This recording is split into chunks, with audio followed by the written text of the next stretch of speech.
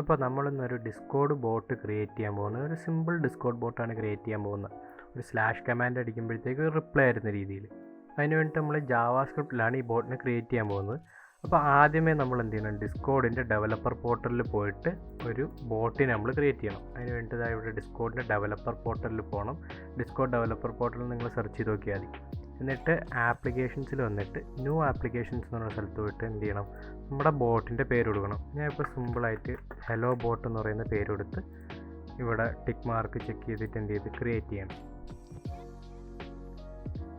അപ്പോൾ നമ്മളെ boat create ആയി. ഇനിയിപ്പോൾ നിങ്ങൾക്കൊരു ഐഡിയ ഒക്കെ, അതായത് ഒരു ഐക്കണൊക്കെ ആഡ് ചെയ്യണമെന്നുണ്ടെങ്കിൽ എന്ത് ചെയ്യാം, ഇതിൽ ക്ലിക്ക് ചെയ്തിട്ട് ആഡ് ചെയ്യാം. നമുക്കിവിടെ വേണ്ടതെന്ന് പറഞ്ഞാൽ ആദ്യമായിട്ട് നമുക്ക് ഈ ബോട്ടിൻ്റെ ആക്സസ് ടോക്കൺ വേണം. അതിന് വേണ്ടിയിട്ട് നമ്മൾ എന്ത് ചെയ്യണം, ഈ ഒരു ബോട്ട് എന്ന് പറയുന്ന സ്ഥലത്ത് പോയിട്ട് റീസെറ്റ് ടോക്കൺ കൊടുക്കണം. അപ്പോൾ എന്ത് ചെയ്യും, ഈ ഒരു ആക്സസ് ടോക്കൺ കിട്ടും. ഇത് നമ്മൾ കോപ്പി ചെയ്തിട്ട് നമ്മൾ തിരിച്ച് VS കോഡ് വന്നു കഴിഞ്ഞാൽ, ഞാൻ ഇവിടെ ഒരു സിമ്പിൾ പ്രൊജക്റ്റ് ക്രിയേറ്റ് ചെയ്തിട്ടുണ്ട്. ഒരു സാധാ ഒരു package.json ഇട്ടിട്ടുണ്ട്, അതേപോലെ തന്നെ ഒരു index.js ഇട്ടിട്ടുണ്ട്. ഇപ്പം ഞാനിവിടെ എന്ത് ചെയ്യണം, ഒരു env ഫയലിനകത്ത് എന്ത് ചെയ്യണം, ഈ ഒരു ഡിസ്കോഡ് ടോക്കൺ ഞാൻ എന്ത് ചെയ്യണം, ഇടാൻ പോകണം.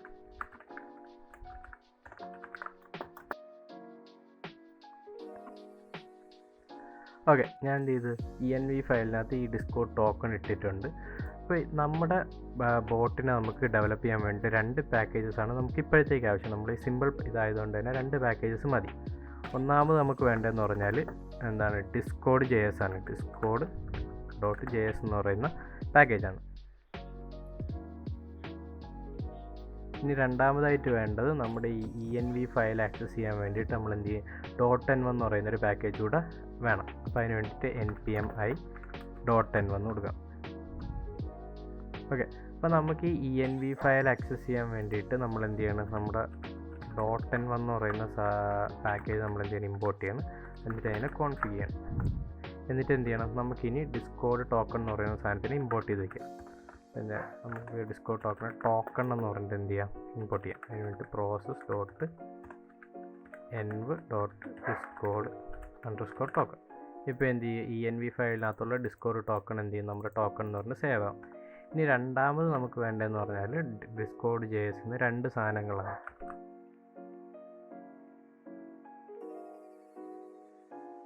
ഓക്കെ, അപ്പോൾ നമുക്ക് ഡിസ്കോഡ്.jsന്ന് ക്ലയൻറ്റും അതേപോലെ തന്നെ ഇൻഡൻസ് സ്പിറ്റ് ഫീൽഡും നമുക്ക് വേണം. അപ്പോൾ ഇതെന്തിനാണെന്ന് പറഞ്ഞാൽ നമ്മുടെ ബോട്ടിനെ എന്ത് ചെയ്യാൻ വേണ്ടി ലോഗിൻ ചെയ്യിപ്പിക്കാൻ വേണ്ടിയിട്ടുള്ള സംഭവങ്ങളാണ്. ഓക്കെ, നമുക്ക് എന്ത് ചെയ്യാം, നമുക്ക് ഒരു പുതിയ ഒരു ക്ലയൻറ്റിനെ ഇനിഷ്യലൈസ് ചെയ്യാം. അതിന് വേണ്ടിയിട്ട് const client is equal to new client എന്ന് പറയുന്ന ഫംഗ്ഷൻ ഉപയോഗിക്കണം. ഇതെന്ത് ചെയ്യാനെന്ന് പറഞ്ഞാൽ നമ്മൾ എന്ത് ചെയ്യണം, ഒരു ബോട്ടിനെ ലോഗിൻ ചെയ്യിപ്പിക്കാൻ വേണ്ടിയിട്ടാണ് അതിൻ്റെ ക്ലയൻറ്റിൻ്റെ പാരാമീറ്റർ സെറ്റ് ചെയ്യണം. അപ്പോൾ ഇവിടെ വന്നിട്ട് നമ്മൾ ഇൻഡൻസ് എന്ന് പറയുന്ന സാധനം കൊടുക്കണം. അതായത് പെർമിഷൻസ് ആണ് നമ്മൾ കൊടുക്കുന്നത്, എന്തൊക്കെ പെർമിഷൻസ് വേണം എന്നുള്ള സാധനങ്ങളാണ്. അപ്പോൾ അതിന് വേണ്ടി ഞാൻ എന്ത് ചെയ്യണം, കുറച്ച് പെർമിഷൻസ് ഇവിടെ ആഡ് ചെയ്യാൻ പോകണം.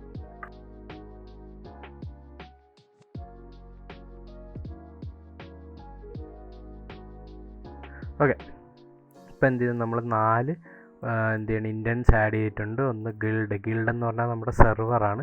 സെർവറിൻ്റെ മെമ്പേഴ്സിനെ ആക്സസ് ചെയ്യാൻ വേണ്ടിയിട്ട്, സെർവറിൻ്റെ മെസ്സേജസ് ആക്സസ് ചെയ്യാൻ വേണ്ടിയിട്ട്, അതേപോലെ തന്നെ മെസ്സേജിൻ്റെ കണ്ടൻറ്റ് ആക്സസ് ചെയ്യാൻ വേണ്ടിയിട്ട്. അപ്പോൾ ഈ സാധനങ്ങളെല്ലാം നമുക്കിവിടെ ആക്സസ് ചെയ്യണമെന്നുണ്ടെങ്കിൽ നമ്മൾ എന്ത് ചെയ്യണം, നമ്മൾ ഡെവലപ്പർ പോർട്ടലിനകത്ത് ഒരു സാധനം കൂടെ നമ്മൾ എന്ത് സെറ്റ് ചെയ്ത് കൊടുക്കണം. അതിന് വേണ്ടിയിട്ട് ഇതാ ഇവിടെ ബോട്ടിൻ്റെ താഴെ വന്നു കഴിഞ്ഞാൽ ഇൻഡൻസ് എന്ന് പറയുന്ന 3 സാധനമുണ്ട്. ഇത് 3 എന്ത് ചെയ്ത് കൊടുക്കണം, നമ്മളിവിടെ എനേബിൾ ആക്കി കൊടുക്കണം. ഇനി എന്ത് ചെയ്യാം, നമുക്ക് ഈ സാധനം ആക്സസ് ചെയ്യാം. ഓക്കെ, ഇനി എന്ത് ചെയ്യാം, നമുക്ക് ക്ലയൻറ്റിൻ്റെ അടുത്ത് ലോഗിൻ ചെയ്യാൻ വേണ്ടിയിട്ട് പറയാം. അപ്പോൾ ക്ലയൻറ്റ് എന്ത് ചെയ്യും, നമ്മുടെ സെർവറിലോട്ട്, അതായത് ബോട്ട് എന്ത് ചെയ്യും, നമ്മുടെ സെർവറിലോട്ട് ലോഗിൻ ചെയ്യും. അപ്പോൾ അതിന് വേണ്ട എന്താണ്, നമുക്കൊരു ടോക്കണാണ് കൊടുത്തുവിടാനുള്ളത്. നമുക്കിവിടെ എന്തുണ്ട്, ഈ ടോക്കൺ ഉണ്ട്. അപ്പോൾ ഈ ടോക്കണാണ് കൊടുത്തുവിടാം. ഓക്കെ, അപ്പോൾ നമ്മൾ ഈ ടോക്കൺ കൊടുത്തുവിട്ടു. അപ്പോൾ നമ്മളിനി റൺ ചെയ്ത് എന്ത് ചെയ്യും, ഈ ബോട്ട് എന്ത് ചെയ്യും, നമ്മുടെ സെർവറിലോട്ട് ലോഗിൻ ചെയ്യും. പക്ഷേ ഏത് സെർവറാണെന്ന് അറിയത്തില്ലല്ലോ. അപ്പോൾ നമുക്ക് എന്ത് ചെയ്യാം, ഒരു സെർവറിലോട്ട് ഈ ബോട്ടിനെ എന്ത് ചെയ്യാം, ആഡ് ചെയ്യാം. അതിന് വേണ്ടി നമ്മുടെ ഈ auth2ൻ്റെ അവിടെ വന്നിട്ട് URL ജനറേറ്ററിൻ്റെ അവിടെ വന്നിട്ട് എന്ത് ചെയ്യണം, ഒരു URL ജനറേറ്റ് ചെയ്യണം നമ്മൾ ബോട്ടിനെ ആഡ് ചെയ്യാൻ വേണ്ടിയിട്ട്.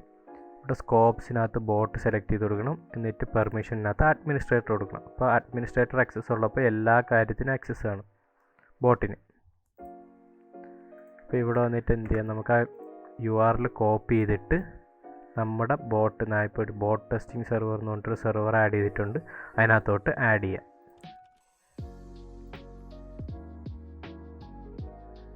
ഓക്കെ, ഇനി നമ്മുടെ സെർവറിൽ വന്ന് നോക്കിക്കഴിഞ്ഞാൽ എന്ത് ചെയ്യും, നമ്മുടെ ബോട്ട് ഹെലോ ബോട്ട് എന്ന് പറയുന്ന ആൾ വന്നിട്ടുണ്ട്.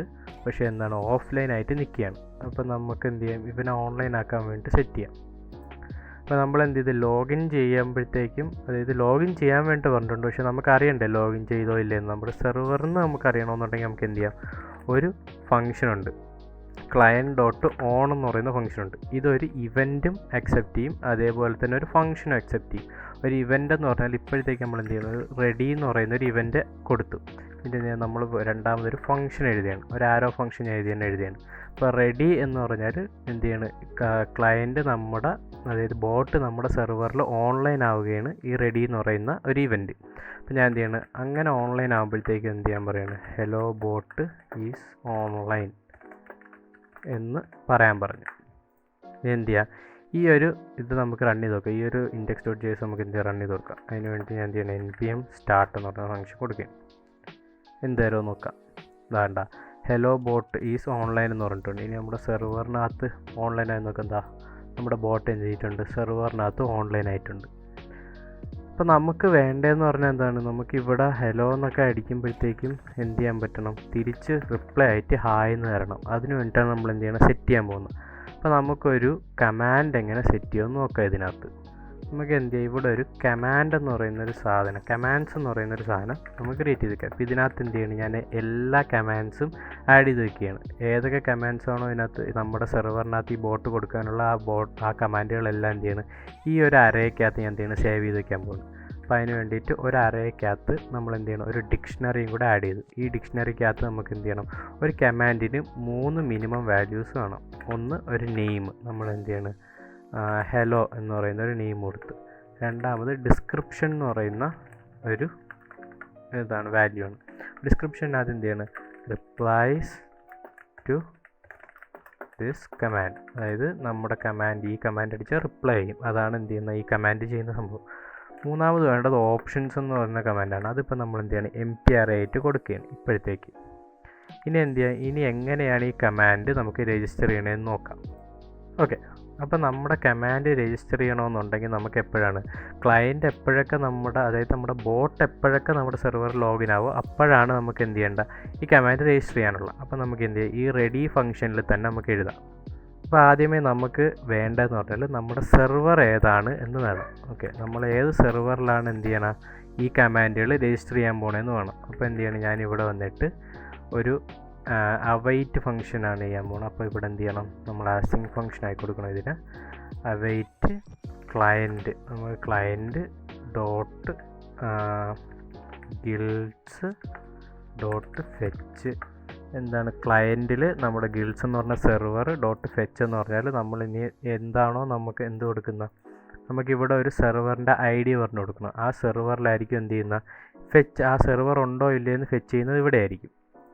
അപ്പോൾ എന്ത് ചെയ്യണം, നമ്മൾ ഈ സെർവർ IDക്ക് വേണ്ടി എന്ത് ചെയ്യണം, നമ്മുടെ ഈ ഒരു സെർവറിൻ്റെ ID എടുക്കാൻ പോവാണ്. ഇവിടെ വന്നിട്ട് നമ്മൾ റൈറ്റ് ക്ലിക്ക് ചെയ്ത് കോപ്പി സെർവർ ID കൊടുത്തു കഴിഞ്ഞാൽ എന്ത് ചെയ്യും, നമുക്ക് ആ സെർവർ ID കിട്ടും.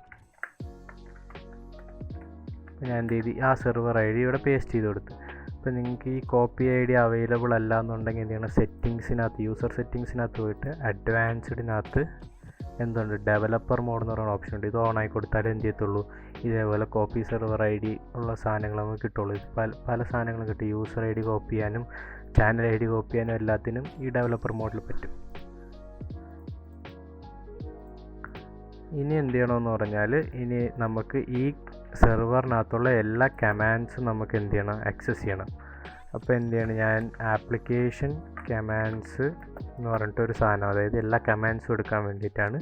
അതിനുവേണ്ടി എന്ത് അവൈറ്റ് ഫംഗ്ഷൻ പിന്നെയും കൊടുത്ത് സെർവർ ഡോട്ട് കമാൻഡ്സ്, എല്ലാ കമാൻഡ്സും എന്ത് ചെയ്യാൻ പറഞ്ഞു, എടുത്തുകൊണ്ട് വരാൻ പറഞ്ഞു. ആപ്ലിക്കേഷൻ കമാൻഡ്സിനകത്തോട്ട് സേവ് ചെയ്ത് വയ്ക്കാൻ പറഞ്ഞു സെർവറിനകത്തുള്ള. ഇനി എന്ത് ചെയ്യണം, നമുക്ക് ഫെച്ച് ചെയ്യണം ഈ ആപ്ലിക്കേഷൻ കമാൻഡ്സ്. ആപ്ലിക്കേഷൻ കമാൻഡ്സ് എന്ത് ചെയ്തുകൊണ്ട് ഒരു ഫെച്ച് ചെയ്ത് ഈ സെർവർ കമാൻഡ്സ് എല്ലാം ഫെച്ച് ചെയ്തുകൊണ്ട് വരാൻ വേണ്ടി പറയണം. ഇനി നമുക്ക് എന്ത് ചെയ്യണം, ഈ നമ്മൾ ക്രിയേറ്റ് ചെയ്തേക്കുന്ന കമാൻഡുകൾ എന്ത് ചെയ്യണം, ഇതിനകത്തോട്ട് ക്രിയേറ്റ് ചെയ്യണം. അപ്പോൾ അതിന് വേണ്ടിയിട്ട് എന്ത് ചെയ്യണം, ഞാൻ ഇപ്പോഴത്തേക്ക് ഒരു അവൈറ്റ് ഫംഗ്ഷൻ എഴുതിയിട്ട് ആപ്ലിക്കേഷൻ കമാൻഡ്സ് ഡോട്ട് ക്രിയേറ്റ്. ഇനി എന്ത് ചെയ്യണം, നമ്മുടെ കമാൻഡ്സിനകത്തുള്ള ഒന്നാമത്തെ കമാൻഡ് മാത്രം എന്ത് ചെയ്യാൻ പറഞ്ഞ് ക്രിയേറ്റ് ചെയ്യാൻ പറഞ്ഞു. ഇനി എന്ത് ചെയ്യാം, നമുക്ക് ഒന്നുകൂടെ റീറൺ ചെയ്ത് നോക്കാം നമ്മുടെ പ്രോജക്റ്റ്, നമ്മുടെ index.js. Hello boat is online എന്ന് പറഞ്ഞു. ഇനി എന്ത് ചെയ്യുക, ഈ കമാൻഡ് രജിസ്റ്റർ ചെയ്യുമെന്ന് നോക്കാൻ വേണ്ടി ഞാൻ ഇപ്പോൾ സ്ലാഷ് ഇട്ട് എന്നിട്ട് നമ്മുടെ ഹലോ ബോട്ടിനകത്ത് പോയാൽ ഹലോ എന്ന് പറയുന്ന കമാൻഡ് എന്ത് ചെയ്തിട്ടുണ്ട്, രജിസ്റ്റർ ആയിട്ടുണ്ട്. ഇനി നമുക്ക് എന്ത് ചെയ്യണം, നമ്മുടെ കമാൻഡുകളെല്ലാം രജിസ്റ്ററായി. ഇനി ഈ ഒരു കമാൻഡ് അടിച്ചു കഴിഞ്ഞാൽ നമുക്ക് അതിന് റിപ്ലൈ കൊടുക്കണമല്ലോ. ഇതിനകത്ത് നമ്മൾ എവിടെയും റിപ്ലൈ കൊടുക്കാനോ എന്തെങ്കിലും ഒരു ഓപ്ഷനോ നമ്മൾ ഫംഗ്ഷനോ ഒന്നും നമ്മൾ ആഡ് ചെയ്തിട്ടില്ല. അപ്പോൾ അതിന് വേണ്ടിയിട്ട് എന്ത് ചെയ്യുക, ഒരു സംഭവം കൂടെ ക്രിയേറ്റ് ചെയ്യാം. അപ്പോൾ ഞാനിപ്പോൾ എന്ത് ചെയ്യണം, ഈ ഹലോ എന്ന് അടിച്ചു കഴിഞ്ഞാൽ നമ്മുടെ ബോട്ടിന് റെക്കഗ്നൈസ് ചെയ്യണമെങ്കിൽ റെഡി പോലത്തെ വേറൊരു ഇവൻ്റ് കൂടെ ഉണ്ട്. അപ്പോൾ ആ ഇവൻ്റാണ് ക്ലയൻറ്റ് ഡോട്ട് ഓൺ എന്താണ് ഇൻ്ററാക്ഷൻ ക്രിയേറ്റ് എന്ന് പറയുന്ന ഒരു ഇവൻ്റ് ഉണ്ട്. ഇൻ്ററാക്ഷൻ ക്രിയേറ്റ് എന്ന് പറഞ്ഞാൽ ഇതേപോലത്തെ സ്ലാഷ് കമാൻഡുകളോ അല്ലെങ്കിൽ ബോട്ടിന് വേണ്ടിയിട്ട് എന്തൊക്കെ ഇൻറ്ററാക്ഷൻസ് നമ്മൾ ക്രിയേറ്റ് ചെയ്യുമോ അതെല്ലാം എന്ത് ചെയ്യും, ഇൻറ്ററാക്ഷൻ ക്രിയേറ്റിൽ വരും.